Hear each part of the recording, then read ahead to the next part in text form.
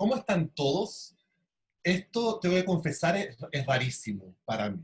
Esto de estar hablando frente a una pantalla como un loro, eh, por lo menos les veo las caras, así que puedo de alguna manera ir leyendo lo que está pasando al otro lado de la pantalla. Para mí es súper importante estar haciendo esto hoy por muchas razones. La primera, porque tengo una obsesión particular con el tema del fomento de la lectura. Yo sí creo, y creo fehacientemente, que muchas de las soluciones pasan por educación, no pasan por generar bonos, ni de pronto ponerse más autoritario, sino que pasa por educar. Y la lectura juega un rol básico, fundamental en la educación. Por otro lado, también tengo una obsesión personal. Hace un poquito más de un año fui papá y tengo una hija a la que estoy tratando de educar, vamos, con mi marido, tratando de educar desde un aspecto mucho más humanista, desde el lado de los libros, desde el lado de los cuentos, desde el lado de las historias.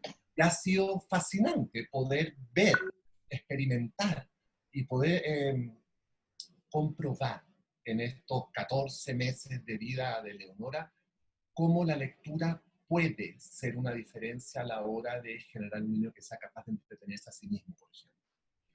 Y también, por otro lado, no nos podemos olvidar que estamos en mitad de una pandemia, que esto, mientras no aparezca una vacuna y nos vacunen a todos, vamos a tener que saber estar encerrados o vamos a tener que restringir muchas de nuestras salidas al exterior y muchos de los que están aquí, me imagino, tienen hijos, sobrinos, nietos, y la lectura se está convirtiendo en un gran salvavidas para mucha gente. No es casualidad que muchos libreros y grandes emporios de ventas de libros online estén diciendo que se han duplicado, triplicado las ventas de libros estos últimos 3 meses. No solamente de libros, también de audiolibros, que es algo de lo que vamos a hablar también hoy en día. Yo no sé ustedes, pero yo personalmente crecí, hace varios años atrás, escuchando que los jóvenes no leían. Yo me acuerdo en los 90, a fines de los 80, que todo el mundo se quejaba de que los jóvenes no leen. En los 90 decían que los jóvenes no estábamos ni ahí, que la televisión en ese momento tenía la culpa de todo. Claro, no existían los teléfonos inteligentes, no existía el internet, no existían los Wii o los Play, o como se llaman esas cosas que los niños juegan ahora, y que es muy fácil echarle la culpa a eso hoy en día también. En mi época le echaban la culpa a la tele. Decían que los jóvenes no leían porque estaban todo el día viendo tele. A mí nunca me calzó mucho eso, porque yo veía mucha tele. Yo me acuerdo de sentarme frente a la tele con una bandeja, con un pan con palta y un vaso de leche, a ver horas los monitos animados, después alguna telenovela, y llegaba hasta donde me dejaban mis papás llegar y después me iban a mandar a la cama. Pero después yo leía, y leía muchísimo, entonces no entendía muy bien esa relación entre que si tú veías tele no leías. Hoy en día, los adultos se quejan de lo mismo. 30, 40 años después se siguen quejando absolutamente de lo mismo. Ahora es culpa de Internet, ahora es culpa de los teléfonos celulares, ahora es culpa de los juegos virtuales. Que los jóvenes no leen. Y no es así. La verdad es que no es así.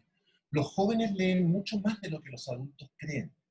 Lo que pasa es que tal vez los jóvenes no están leyendo los libros que los adultos quisieran que leyeran. Y por ahí nos vamos a meter. Hace un poco más de 20 años, en 1998, para ser exacto, llegó un libro que cambió el panorama literario infantil y juvenil para siempre. Me imagino que saben de qué libro me estoy refiriendo. Harry Potter. Veo unas cabezas que hacen así. Sí. Harry Potter. Harry Potter puso a todos los niños del mundo a leer. Yo no sé si ustedes vieron, pero yo con mis propios ojos vi filas de niños haciendo, frente a las librerías, haciendo filas de, a veces de horas eternas, a pleno sol, disfrazado como Harry Potter, con unas capas, con bufandas. Harry Potter se mueve en un mundo como de invierno.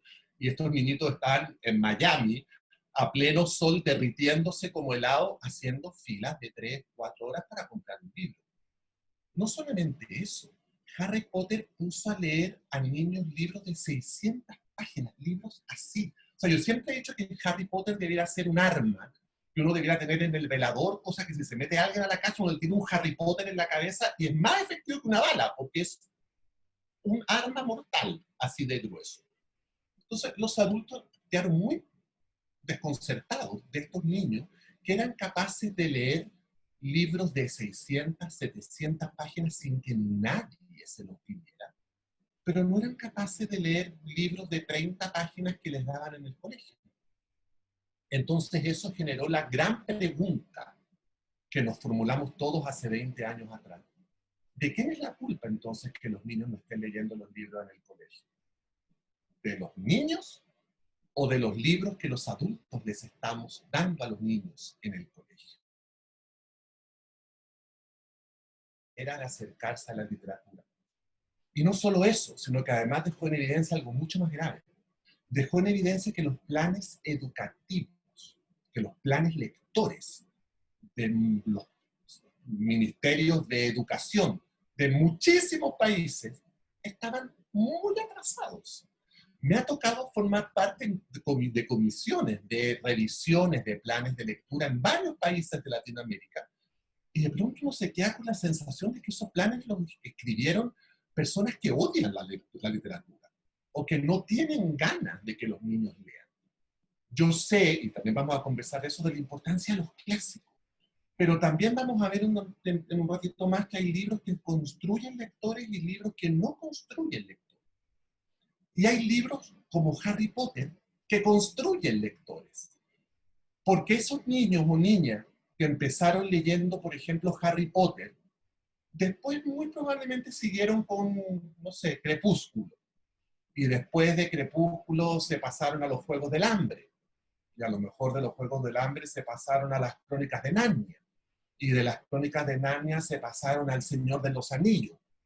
Y del Señor de los Anillos se pasaron a, no sé, García Márquez, a Vargas Llosa, a Saramago. Y de pronto ese niño que empezó hace 20 años atrás leyendo Harry Potter, se mira a sí mismo, descubre que tiene 35 años y que es un lector. Aquí viene la tesis de mi masterclass. Los lectores se construyen, no nacen. Nadie nace por generación espontánea. Así, ¡pum! Mira, soy lector, mira qué bien. No, los lectores se forman y se forman gracias a cómplices que están acompañando a esos lectores. A eso quería llegar. La lectura es absolutamente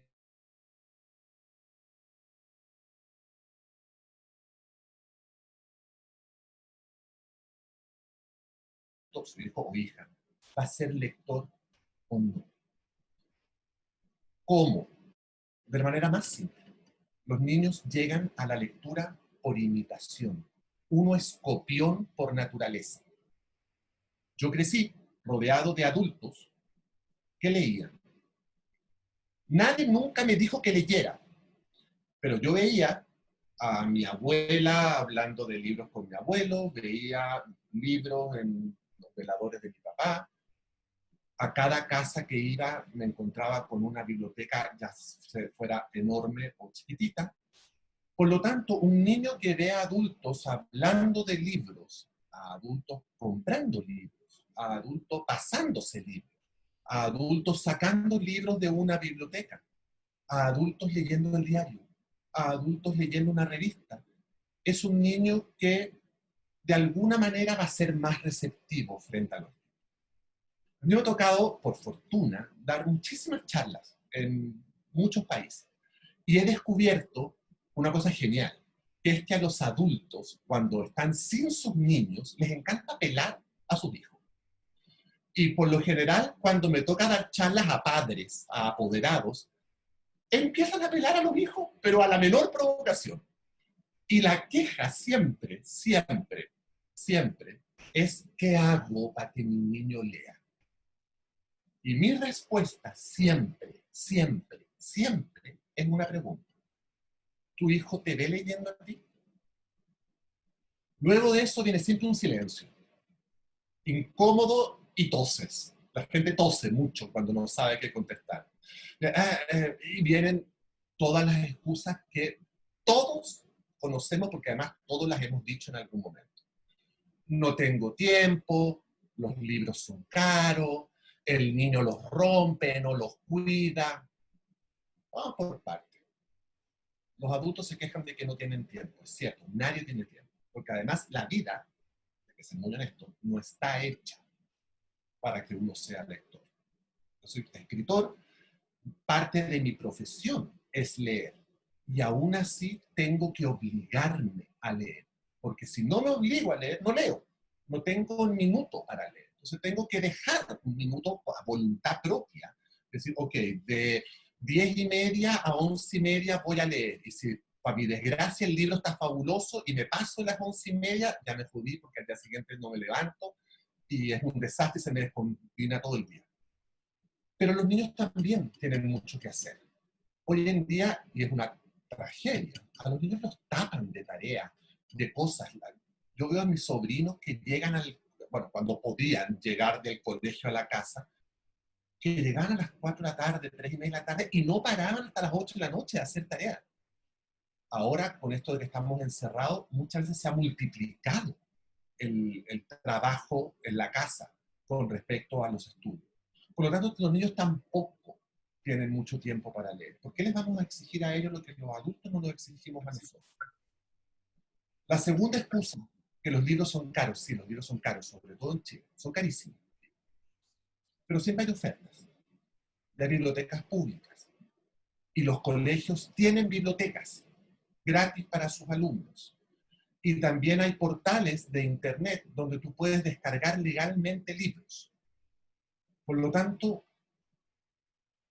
siempre se puede llegar a un libro. Además, los cigarrillos también son caros. La cerveza también es cara.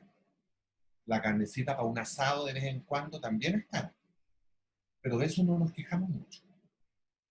Por otro lado, que el niño rompe los libros. Pues ¿sabes qué? Bien roto está el libro. El mejor lugar donde puede morir un libro es en las manos de un niño. Ojalá todos los libros se rompieran en las manos de los niños.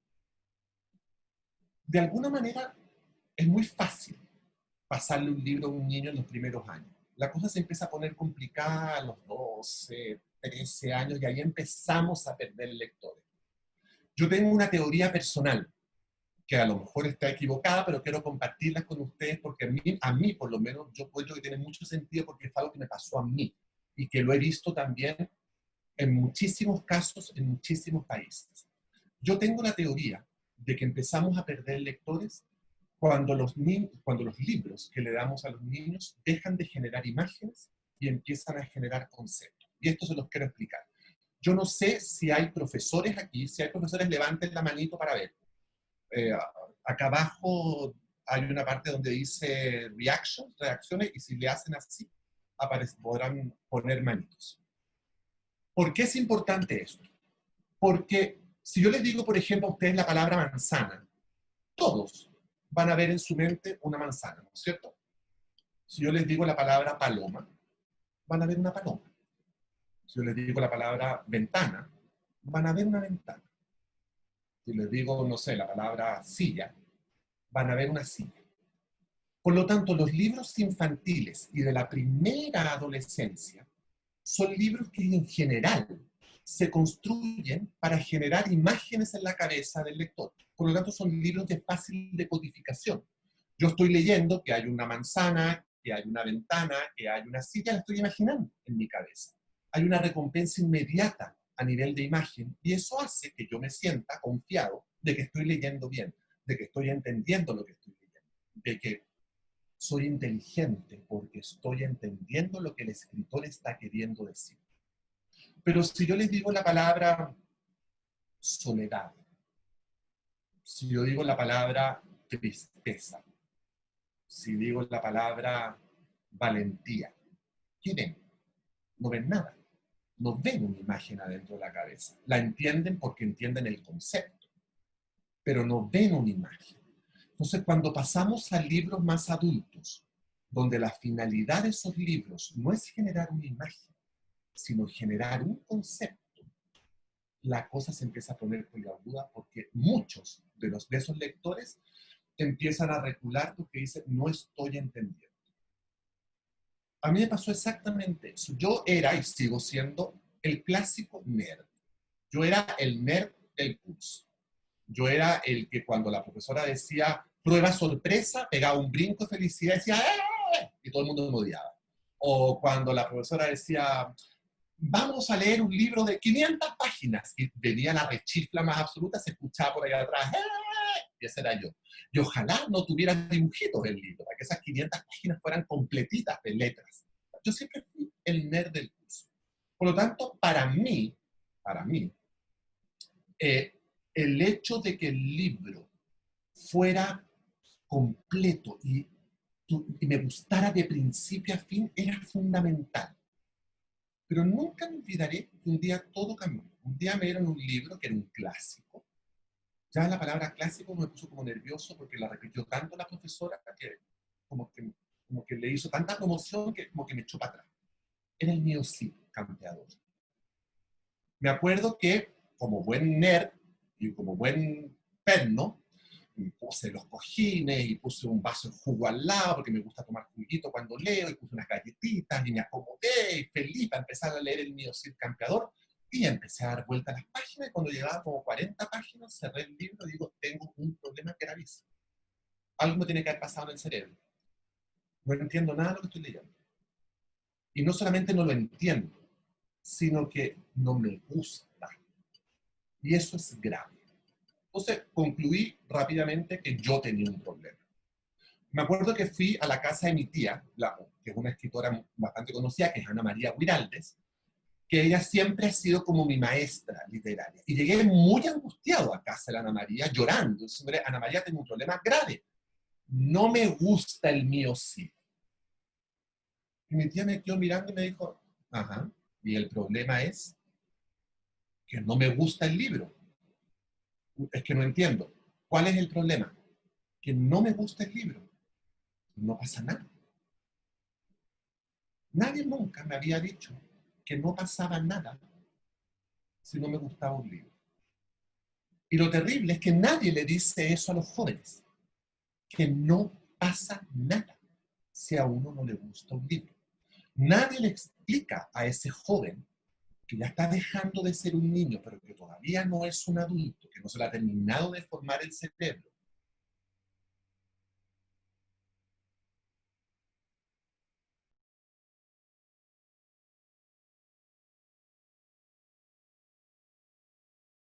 Ahora, si le sumamos a eso el hecho de que la literatura en los colegios está al mismo nivel que una ciencia exacta, pues entonces tenemos un problema, porque 2 más 2 siempre va a ser 4. Pero un libro no siempre va a ser bueno. Y a lo mejor el libro que es bueno para esta niñita de acá es malo para este niñito de acá. Por lo tanto, ¿cómo se evalúa eso? Que de hecho vamos a conversar también un poquito más adelante sobre cómo se evalúa eso. Se empieza a perder el amor por la literatura porque la fuerzan a cosas que no le corresponden. Le empiezan a sacar lecciones a la lectura. Se ponen a los niños a investigar a partir de la lectura. Y leer un libro no debería ser nunca una clase, leer un libro debería ser siempre el recreo, de hecho. Yo después de mi experiencia con el MioCid decidí, porque más siempre he sido muy así, que los lectores también tenemos derechos. Y el primer derecho es a que no me guste el libro que estoy leyendo. De hecho, también decidí que no existe nada más parecido en la vida que leer y comer. Son dos cosas que me gustan mucho, leer y comer. De hecho, uno dice, cuando le gusta un platillo, una comida que se la devora, ¿no es cierto? Bueno, uno dice lo mismo cuando se lee un libro. Gustó, me devoré el libro. La literatura, así como una buena comida, te entra por los ojos también. Te deja un buen sabor de boca. El problema es que nadie le dice a esos niños que si no le gustó ese libro, no tiene que dejar de comer. Porque si a mí no me gusta el pollo, pues no vuelvo a comer pollo, pero como pescado, como carne, como pasta. Pero cuando a uno no le gusta un libro, nadie le dice que uno tiene que dejar de comer libro, sino que debería buscarse otro libro, no dejar de leer para la vida. ¿Y cómo debiéramos entonces enfrentar la evaluación literaria? Una de las cosas que me he dado cuenta muchísimo, porque además he colaborado directamente con eso, es cómo evaluar un texto literario. Por desgracia, muchísimas veces lo que más se valora y se privilegia a la hora de evaluar es la memoria. Por ejemplo, nombre tres valores fundamentales del libro. Nombre dos personajes secundarios y tres personajes antagónicos. ¿Cómo se llamaba la madre del protagonista? ¿Cómo se llamaba el pueblo donde sucedía la historia? ¿Cómo se llamaba el caballo del Quijote? Lo grave es que se escribe por entretención. El libro no es un medio para otro fin. A mí muchas veces me han mostrado las pruebas que hacen de mis propios libros y yo no sé, no sabría cómo contestar esas preguntas. Porque para mí no son importantes cómo se llama la mamá del protagonista, o si hay dos personajes principales y cuatro secundarios. Y si para mí, que soy el autor del texto, no es importante, tampoco debería serlo para el lector. La evaluación de un texto literario debiera fomentar la intuición lectora. Y esa es una palabra clave, la intuición lectora.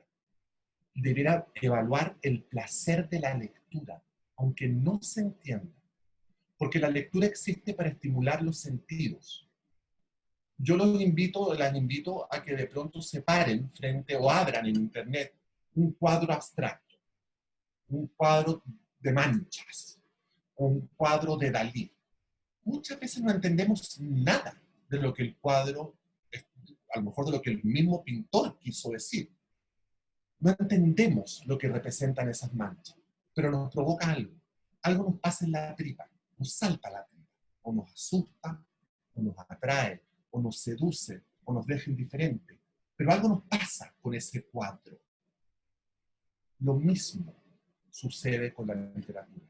Y no porque no entendí el libro significa que es un mal libro o que yo soy un mal lector. Significa que no lo entendí, pero me pasaron cosas. Y si me pasaron cosas, ya eso se puede evaluar. A mí me pasó, por ejemplo, cuando leí la primera vez Pedro Páramo, de Juan Rulfo. No sé si lo han leído, se los recomiendo muchísimo. Me lo dieron en el colegio.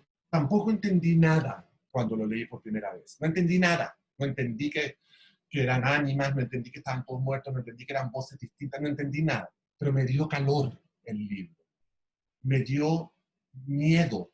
Me provocó una sensación como de asfixia que nunca pude explicar. Que después de adulto, que volví a leer, pues bueno, entendí por qué. Pero ese libro me provocó sensaciones. Y me acuerdo que a la hora de hacer la prueba de Pedro Páramo, eché mano a esas sensaciones. Y por suerte, mi profesora supo evaluar eso. Con esto, quiero ser súper claro. Si un niño no está sintiendo placer a la hora de la lectura, el problema es del niño. Perdón, el problema es del libro, no del niño. Porque la literatura, la lectura, siempre debe generar placer. Y si no está generando placer, el problema es de ese libro.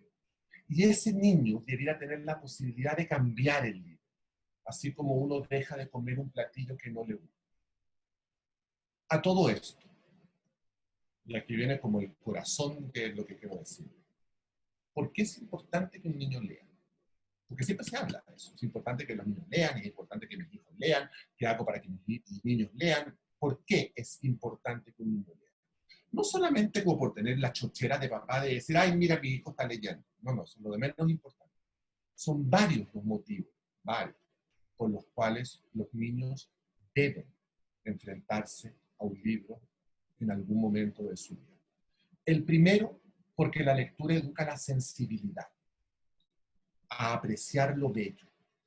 Y un niño sensible es un niño que siempre va a ser un aporte. Por lo tanto, la primera finalidad de la lectura es educar la sensibilidad. Un niño que se conmueva, un niño que aprenda a identificar sus emociones, un niño que aprenda a ser generoso, un niño que aprenda a reírse, un niño que aprenda a darse cuenta si algo es lindo o algo es feo. Eso es ser sensible. Y esa es una de las primeras finalidades de la lectura. Una de las segundas finalidades de la lectura es generar empatía. Es tan simple como que si un niño está leyendo las aventuras de Papelucho, ese niño se está poniendo en los zapatos de Papelucho y está viviendo a través de otro la experiencia de ese personaje. Por lo tanto, un niño que es empático es un niño que va a ser capaz de ponerse en los zapatos de otra persona. Y ese niño, por lo general, va a hacer bien a esa otra persona, va a poder escucharlo, va a poder solucionarle un problema, va a ser receptivo a los conflictos ajenos. Eso es la empatía. Como tercer elemento de por qué es importante la lectura es el pensamiento abstracto. Y esto es fundamental. Los niños, los adultos, necesitamos pensamiento abstracto. Yo no sé sumar, ni restar, ni dividir. Para eso tengo dedos y tengo una linda calculadora que me regalaron. Y con eso me las he batido y me las he ingeniado. Pero yo siempre fui un lector. Por lo tanto, desarrollé desde chico un pensamiento abstracto. Eso me permitió entender matemáticas. A pesar de que, claro, llegaba el resultado final y decía, el resultado es 14, y no, era 22. Pero era capaz de identificar el proceso. Y eso lo da el pensamiento abstracto. ¿Qué más abstracto que la trigonometría? ¿Qué más abstracto que los sistemas de conjuntos? ¿Qué más abstracto que, me faltan términos matemáticos, como se darán cuenta, pero como los senos, los cosenos, las derivadas, cosas que yo trataba de entender y le pedí a mi profesor de matemáticas que me explicara, pero era imposible porque estábamos viendo trigonometría en varios planos distintos. Bueno, lo que me salvaba era el pensamiento abstracto. Un elemento fundamental del pensamiento abstracto es ser capaz de resolver los problemas antes de que ocurran. Porque como tienes pensamiento abstracto, eres capaz de anticipar lo que va a pasar. O sea, yo sé que si yo hago tal cosa, va a pasar tal cosa que me va a perjudicar. Por lo tanto, no lo voy a hacer. Eso genera niños propositivos, no niños reactivos. Y yo no sé ustedes, pero yo quiero que un hijo mío, un sobrino mío o yo mismo poder solucionar los problemas antes de que sean problemas. Porque entonces vamos a vivir todo mucho más tranquilo y con menos úlceras. La lectura también permite viajar. Y esto que siempre ha sonado como un cliché, lo estamos viendo en carne propia hoy en día, encerrados todos en nuestras casas. La literatura permite conocer otros mundos, permite viajar, permite salir del encierro, permite hacer volar la imaginación. La literatura, en otro punto también, da un mayor uso de palabras. Está probadísimo que un niño o una niña que lee tiene más vocabulario que uno que no lee, por supuesto. Otro punto que para Como mí es las fundamental. masas háganlo ustedes, pues. ¿Ah? ¿Alguien me habló? ¿No? Ah. Otro punto que para mí es fundamental es que la lectura genera un pensamiento crítico. No hay nada peor, creo yo, que alguien que se cree todo lo que le dicen. Pasó tal cosa, ajá, y no pregunta por qué, no pregunta cómo. A ver, pero explícame más. Pero ¿por qué si pasó esto, pasó ¿Quién te esto? está retando? Pensamiento crítico. Eso es uno de los elementos fundamentales de la lectura, sobre todo de la lectura. Otro punto es que la lectura desarrolla la concentración, porque uno tiene que dominar el ambiente que te rodea para poder focalizarte en lo que estás haciendo. Y eso es un ejercicio súper importante, sobre todo en una sociedad tan estimulante y que bombardea con tanto estímulo en la que estamos viviendo, y como la que va a ser en el futuro, evidentemente. Un niño necesita ser capaz de concentrarse, necesita ser capaz de borrar lo que está sucediendo a su alrededor para poder concentrarse en algo. Y eso se da también a través de la lectura. Y lo más importante para mí es que los prepara para estar solos. Uno tiene que prepararse para estar solo en la vida siempre, para pasarlo bien con uno mismo. Porque si uno lo pasa bien con uno mismo y después invita a alguien a pasarlo bien en esta soledad que uno está teniendo y ya no está solo, pues vas a ser siempre mucho más feliz porque no vas a vivir con el miedo de quedarte solo. Alguien que se aburre consigo mismo es alguien que no lo va a pasar muy bien en la vida, por lo general. Ahora, no sé ustedes, pero todos queremos esas herramientas para nosotros, para nuestros niños, para nuestra propia vida. Y eso lo da la lectura. Y no estoy diciendo que tengan que ser niños que se van a dedicar a ser escritores, o ni siquiera niños que se van a dedicar a leer toda su vida. Pero dentro de su proceso formativo es fundamental que pasen por eso. Van a adquirir una cantidad enorme de herramientas. Y ahora, hablemos de esas herramientas. ¿Dónde consiguen hoy nuestros hijos, nuestros sobrinos, nuestros nietos las herramientas? A través de la tecnología, por desgracia.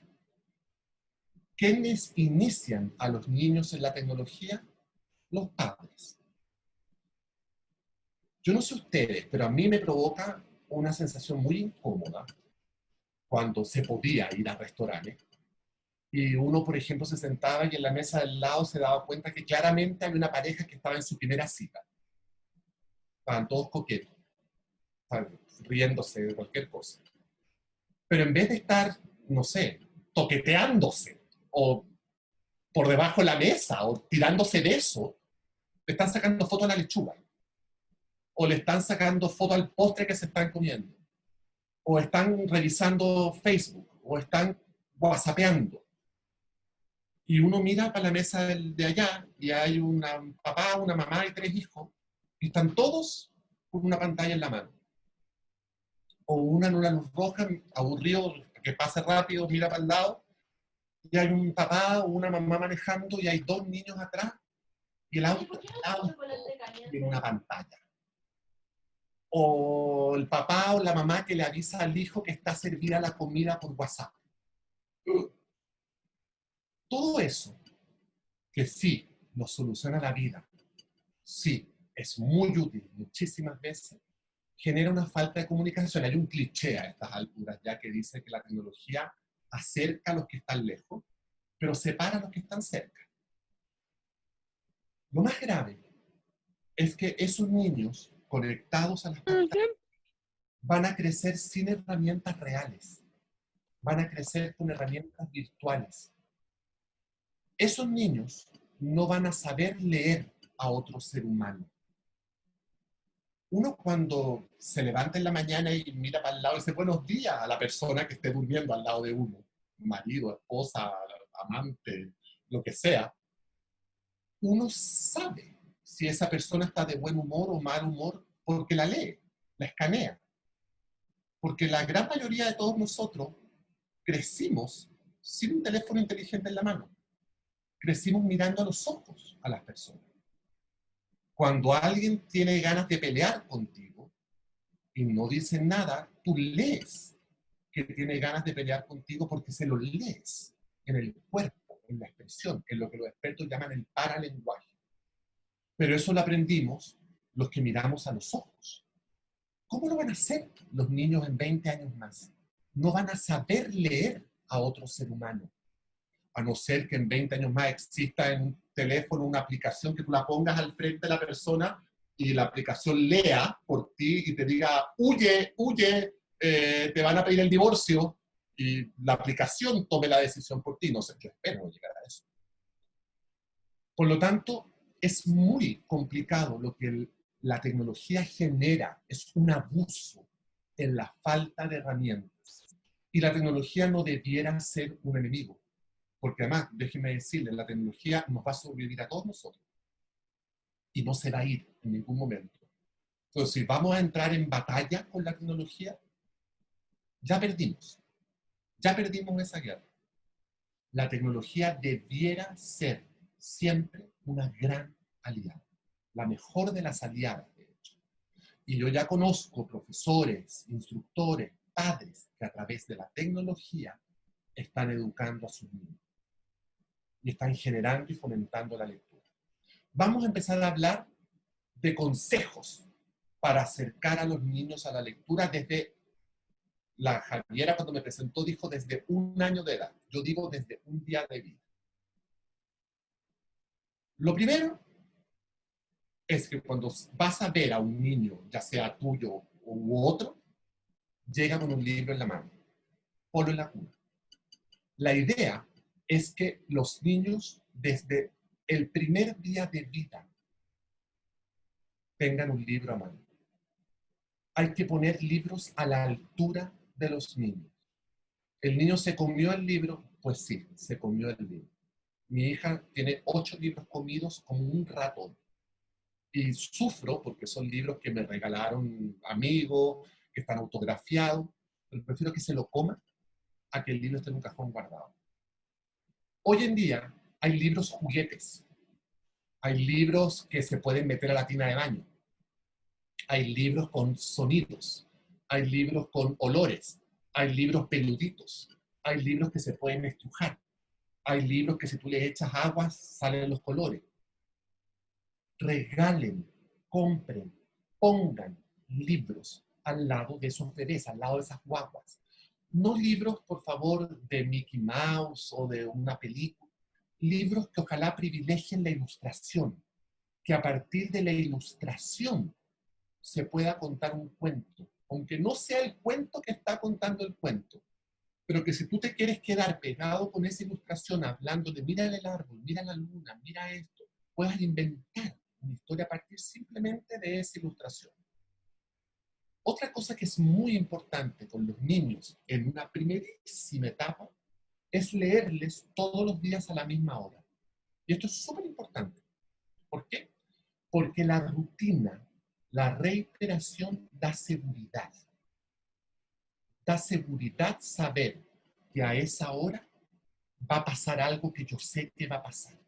El mundo es menos hostil cuando yo puedo anticipar lo que va a pasar. Y si yo, que tengo 6 meses de vida, empiezo a darme cuenta en la penumbra nebulosa en la que vivo, que todos los días cuando la ventana se empieza a oscurecer, llega un señor o una señora y me lee algo que tampoco entiendo, pero que me gusta cómo suena, voy a ser capaz de anticiparlo y voy a encontrar paz y calma en esa certeza, en esa seguridad. Y si le sumamos a eso que estamos usando el libro como un medio de entretención, entonces estamos empezando a sembrar en ese niño o en esa niña la idea de que la seguridad es entretenida. Y eso es un gran elemento a fijar en la mente de un niño. Otra cosa muy importante es ir avanzando en la lectura. Que se den cuenta los niños que hay que pasar la página.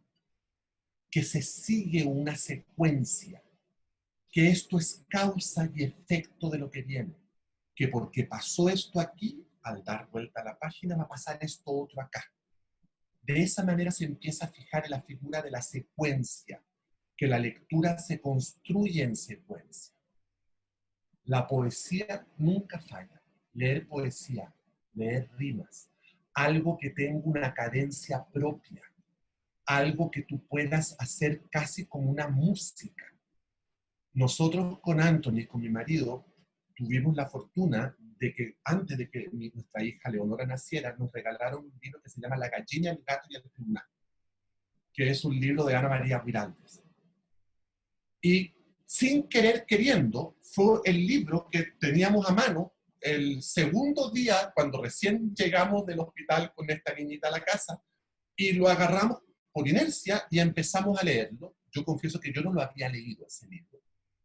Y es un libro que empieza: cloqueando doña Gallina al gato de un picotón y maullando ofendida fue a contárselo al león. El león rugió muy fuerte, que se reúne el tribunal. La gallina es picotona y se debe castigar. Me bastaron 2 lecturas para aprendérmelo de memoria por el ritmo, por la música del texto, por la repetición de las palabras. Ese libro lo leemos todas las noches, llueve, truene o relampaguee. Leonora, que por supuesto no sabe leer, ya hace los ruidos de los animales porque sabe que va a venir la gallina, sabe que el señor gallo va a decir tal cosa, sabe que el señor conejo va a decir esa otra, sabe que la señora oveja va a balar. Por lo tanto, empieza a entender que ese dar vuelta a las páginas es un jueguito que tiene un ritmo, que tiene una musicalidad que le entretiene. Y si a eso le sumamos distintas voces, y si a eso le sumamos una suerte de teatralización de la historia por parte del que lo está contando, las guaguas, los niños antes del año, van a empezar a entender que esto es una cosa global, que esto no es solamente una cosa que sale en un papel, sino que se vive con todos los sentidos. También es importante musicalizar los cuentos con objetos que sigan el ritmo de la poesía. Ir aplaudiendo, ir haciendo sonar un palito, ir haciendo sonar la tapa de una olla. Todos esos elementos a la hora de leer un cuento para una guagua, para un bebé, es fundamental. Cuando estén un poquito más grandes ya, dejarlos que se inventen su historia y tenerles paciencia, por favor.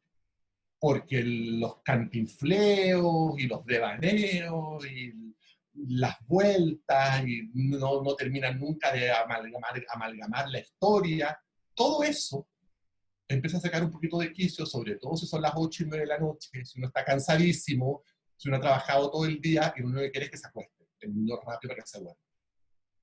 Así es. Pero hay que tener paciencia. Cuando los niños ya tienen sobre el año y medio, una de las cosas más importantes, que el niño elija el libro. No impongamos el libro. Ya eso, por desgracia, va a venir después, en el colegio. Pero mientras el niño pueda elegir el libro, le da una sensación de poder, de empoderamiento. Y terminar ese libro da una sensación de triunfo, de recompensa.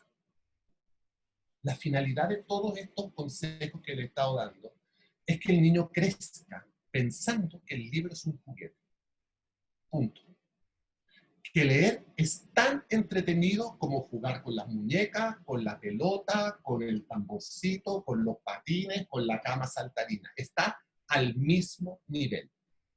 La idea es asociar siempre lectura a placer. Qué bien lo estamos pasando haciendo esto. Por lo tanto, se darán cuenta que la participación del padre y de la madre es fundamental, o de la abuela, o del abuelo, o del tío, del cómplice, como les nombré al principio. Uno forma lectores gracias a un cómplice. Un niño, una guagua, no podría llegar a un libro si no es a través de un adulto, si no es a través de ese cómplice. La idea es comenzar hoy mismo. Estamos todos encerrados. Pues bueno, comencemos hoy mismo con una rutina de lectura.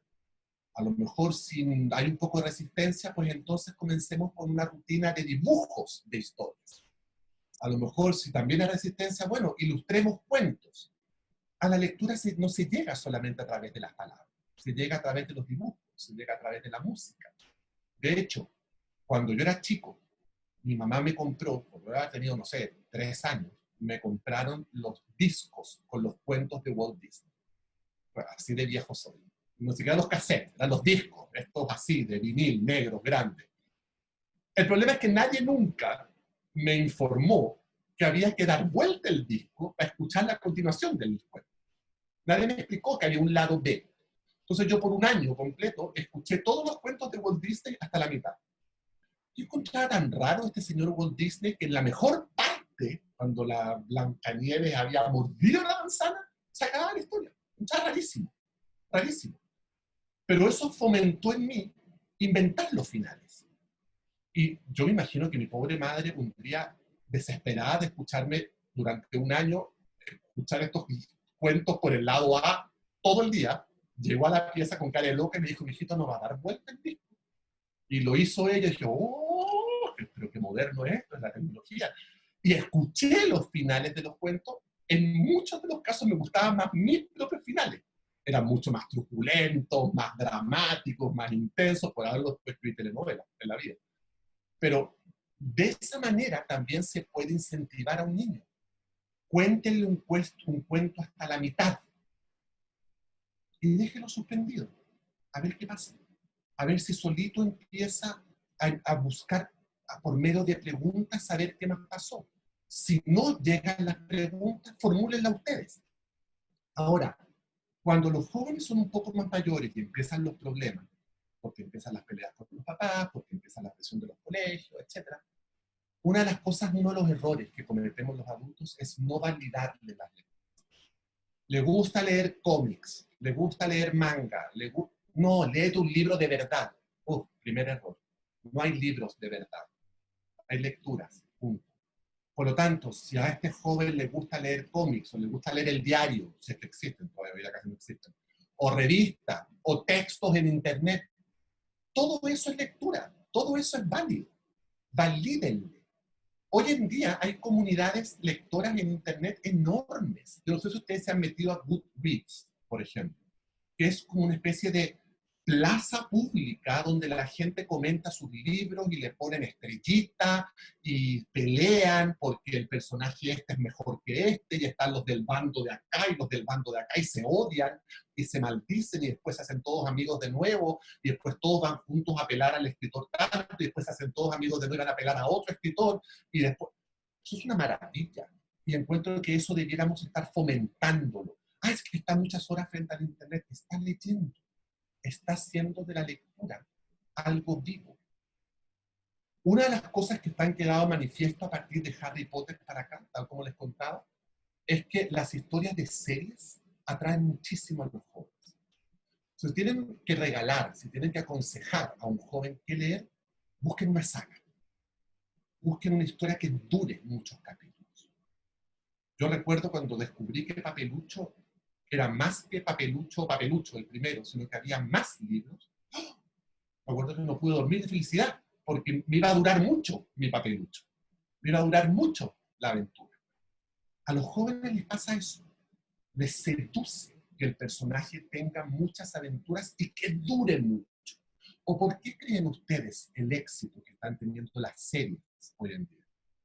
Las series me refiero en Netflix, en Amazon. Uno, de hecho, no sé si a ustedes les pasa, pero yo muchas veces espero que la serie esté completa, para echármela completa. Y si la serie tiene más de 2 temporadas, es que es fabulosa, entonces. Y, ¡ay, qué bueno! Tengo serie para 2 meses. Eso mismo que nos pasa a nosotros con la televisión, con el streaming, con el Netflix, le pasa a los jóvenes con los libros. Por lo tanto, privilegien siempre sagas y historias que puedan durar mucho tiempo. Sobre todo, privilegien la emoción en esos libros, que sean libros emocionantes, donde estén en juego emociones poderosas, que no haya mensajes, por favor, que no haya valores que rescatar, que no sientan esos jóvenes que están en clases al leer ese libro. Enfréntenlos sus propios monstruos, descubran cuáles son los miedos de esos jóvenes, averigüen cuáles son los miedos que tienen y regálenles libros que trabajen y que hablen de esos miedos. Dejen que los jóvenes, por ejemplo, se graben en video, que hagan un tráiler de su libro favorito, que hagan una reseña del libro que no les gustó, que se conviertan en youtubers, que a través del teléfono, que no se lo van a lograr despegar, participen, que den vida a esos personajes. Y déjenme decirles una cosa, los jóvenes cuando se comprometen con la lectura no son simples lectores, son fans, son fanáticos. Y eso hay que respetarlo, fomentarlo y no juzgarlo. Yo lo viví en carne propia cuando me tocó hacer las firmas de libros de unos libros de una trilogía que yo escribí que se llama El Mal Amor, que tuvo mucho éxito y generó generó clubes de lectura, generó clubes de fans. Llegaban los lectores disfrazados de los personajes, llegaban tatuados con los personajes del libro, me traían regalos de cosas que ellos habían hecho a partir de los libros. Ellos viven la lectura como una realidad, como parte de sus vidas. Y los padres deben entender eso. Y los padres entonces tienen que fomentar esa vida. No solamente la lectura, tienen que fomentar esa vida. Yo quiero dejar un tiempo para contestar preguntas que para mí es fundamental. Y quiero dejar la última media hora para eso. Pero quiero darles ahora consejos muy puntuales a los padres, a los profesores y a los bibliotecarios. A los padres, compren libros. Si hay plata para cerveza, si hay plata para cigarrillos, pero no para libros, están mandando un mensaje a sus niños. Están diciendo que en la escala de valores de esa familia, el libro tiene un valor mínimo. Y eso no está bien, si ustedes quieren que sus hijos sean lectores. No escondan los libros, por favor. No los guarden con llave, no los pongan a una altura donde los niños o los jóvenes no lo alcancen y tengan que molestarlos a ustedes para sacar ese libro. El niño tiene que tener, el joven tiene que tener acceso permanente. Póngale los libros a la altura de los niños. Tengan libros en sus veladores, aunque no los lean. Tengan libros en sus veladores. Que sus hijos vean en sus veladores hay libros. Regalen libros. Hay que ir a saludar a la madrina, hay que ir a saludar a la abuelita, hay que ir a una amiga que está de cumpleaños. Regalen los libros, que sus hijos vean que ustedes regalan libros. Vayan antes a una librería cuando se pueda, o métanse ahora a Amazon o a Busca Libre o algo, y seleccionen 3 libros según su presupuesto. Y después díganle a su hijo o hija, elige uno de estos 3 libros. Ya saben que está ese libro dentro del presupuesto que ustedes pueden pagar. Pero claro, hay libros que cuestan 30 lucas. Pues no, obviamente que no. Pero elijan libros que puedan pagar. Está probado que un niño que elige un libro, que un joven que elige un libro, genera un compromiso emocional con ese libro instantáneamente. Y hay una altísima probabilidad de que sí lo termine. Háganse socios de una biblioteca. Suscríbanse a alguna revista o a un podcast. Hay plataformas de audiolibros hoy en día que son espectaculares. Hay una que se llama Storytel, que es como el Netflix de los audiolibros, que no vale nada. No vale nada, casi nada. Y tienen toda la literatura universal, más libros originales, haciendo un solo clic. Y tienen musiquita los libros, y están leídos por distintos actores, entonces hay voces. Es como escuchar una serie.